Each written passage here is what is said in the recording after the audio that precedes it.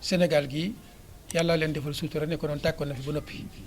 dama ko doon wax ci biir camp pénal di wane ne circonstances yi ñuy dund su fekkonte ne doonul woon ndimbalul suñ borom subhanahu wa taala ñun dañ ñu doon préparer pour def ñu ay terroristes ndax bu ñu la tooñee xañ la say liberté xañ la say droit wëlbatikuwaat tooñ yooyu ñu continuer ko loolu mën na la révolté loo ba boo génnee def jëye waaye nag alhamdulilahi rabbil alamin ñu ko seqaloon di ñu conscient ñoo xam ne xam nañ la ca gannaaw lépp ndax nit koo xam ne defut waxut ñu xëy xëy indi ay tuuma yu toll ni montagne teg ko ci kawam bu amee xel dana xam ne am na lu ñu jublu ci lii kon noonu ñu taalee yeneen réew yi mën nañ ko taalee Sénégal ñoom mën nañ ko taalee feneen yaakaar naa ci gannaaw bu ñu explosé église boobu nekkoon fi ci France ñu ko doon tuddee Notre-Dame de Paris am na benn waay bu génnoon ak ay vidéo di askane boppam ci benn kuréel bu ñuy tuddee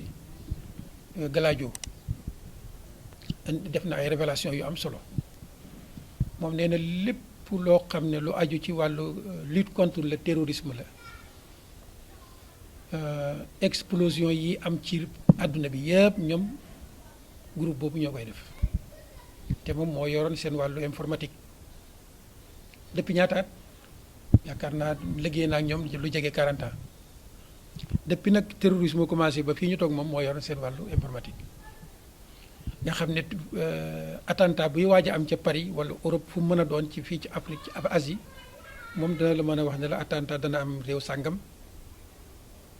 date sàngam heure sàngam suñu paree it ñañ koy tuumaal mën na la wax ñan lay doon kon léegi leer na ne terrorisme d'état la te sax nekkuñu ay petit état waaye terrorisme d'état la yoo xam ne ñooy les puissances mondiales yi ñoom ñoo ko jiite ndax lii ngóor soosu wax ci élément boobu nee na ñoom Gladio ñu ngi liggéey ci ron OTAN te OTAN mën naa wax ne daanaka moo yor wàllu sécurité àdduna bi bu fekkente ne ñooñu ñoo jiite terrorisme du fi jeex te d'après li mu wax ñi nga xam ne ñoo koy def c'est des intouchables kenn du leen laal ay oto la ñuy yor yoo xam ne ay voiture diplomatique la laissez-passer la benn policier amul droit arrêté leen ni gendarme mën nañ def ci n'importe quel pays lu leen neex dem génnaat dem seen yoon d'après témoignages yi nga xam ne bu ngeen demee ci biir Google bi astaghfirullah ci biir YouTube bi da ngeen ko ci fekk na nga dem rek tapé Gladio moo tax damay sawar lool di joxe tur woowu ndax dégâts yu rëy yi nga xam ne ñu ngi koy def ci turu l'islam di ko taqal l'islam mos naa koo junj ci sunu procès bi ci biir tribunal ne leen bu ngeen demee na ngeen seeti benn vidéo boo xam ne ñu ngi ko doon tuddee le vrai visage de l'Algérie le vrai visage de l'Algérie da nga ci gis ay journalistes comme yéen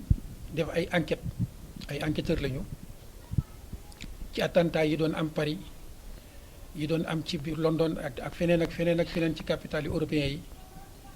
ba ci mowaan yooyu nga xam ne ñoom lañ rayoon lépp boo demee ci le vrai visage de l'Algérie da nga gis ne nekk dañ ko doon orchestré préparé par l'armée algérienne malheureusement te lu ci nekk dañuy wëlbati ko waat ne l'islam a ko def ñooy exploser jàkka yi ñooy exploser marché yi ñooy rey jigéen ñi ñooy rey xale yi ci turu l'islam bay sax génne benn journal boo xam ne ñu ngi ko doon tuddee Al Ansar nga xam ne cachet bi ñu ciy teg fiis la doo am sikki sàkk ni lii fiis ñoo koy génnee te fiis yëguñu ba ci Jamaluddin Zaytouni boobu nga xam ne moo nekkoon ki gën a sanguinaire vidéo bi mu ngi génne ne benn góor jigéen la boo xam ne dañ ko jàppoon waroon ko tëj à vie armée bi gis ko am nañ jëflanteeg moom muy perpétrer ay actes yu ñaaw yoo xam ne ci turu l'islam saa yu ko defee nag revendiqué ne jëf moo ko def jëfatul inqaas bu ko defee kon terrorisme soxna si mbir la moo xam ne yaakaar naa fi mu ne nit ñi ñu ngi ciy bëgg a yeewu ñaari xeet nag composé na ko ñii nga xam ne dañ leen a armé financé leen par les puissances occidentales nga xam ne armée yu sophistiqué la ñuy yor yoo xam ne ñoom état yi sax duñ ko yor boo xoolee Mali bañ fii romb defoon naa ci benn émission fii ci rajo Kaolack RTS doon ci wane sunu naqar ndax dañ fay taal fitna boo xam ne xamuñu fu mu jëm te le peuple malien mooy victime ndax booba xam ne kii daal bi nga xam ne fa la MNLA gën a farewoo muy Normandie dañ leen gën a renforcer ci ay armes yoo xam ne ña koy subir ëllëg mooy première le peuple malien l'armée malienne yaakaar naa fi mu ne loolu mu ngi commencé di feeñ fan yi armée baa ngi peuple baa ngi manifesté wu commencé di gis ne kat ndeke ñii di français yi seen musiba dong lañ ci seen suuf bu ko defee kon man li may wax ci wàllu terrorisme sama cas rek doy na ci pour yee àdduna bi kaawu Aliou Ndao doomu doy na ci pour yee àdduna bi ndax koo xam ne xëy nañu xëy daj ji këram terroriser njabootam terroriser ay am di jàmmam daj ji buntu yi ci façon bu brutal manote yóbbu déclarer ay milliards kër gaa ngi noonu yaa ngi koy gis daanaka day faraatu dépense xëy déclarer ay milliards yàlla xam na ne wax naa ko juge Samba Sall astafurlah Samba Sall doyen des juges nee naa ko waaw léegi ñun da ngeen ñoo jàpp amuñu accès ci journalistes yi pour wax ak ñoom ñu mën a éveiller l'opinion publique te yéen a ngi bàyyi nit ñi ñu ngi bind ci ñun lu leen neex waaw lu tax ñoom buñ bindee ci ñun loo xam ne xam ngeen ne jëlewuñ ko ci source fiable lu teewoon ngeen di leen jàpp ne leen dem leen ngeen démentir seen bopp la ngeen waxoon dem leen ngeen weddi ko yaakaar naa lii may wax ni doyen des juges dana ko déglu moom xam na ne lii waxoon naa ko ne ko man dama jàpp ne bokk na ci maandu nit ki buñ ko waxalee loo xam ne xam nga ne lii amul teew yaa ko téye nga woo ka ko bind ñëw nga ne ko demal nga weddi sa bopp la nga wax amul mais malheureusement noonu la ñuy bàyyee société bi ci lëndëm diiru ñetti at ñuy foog di jàpp te la ñuy foog dara am ci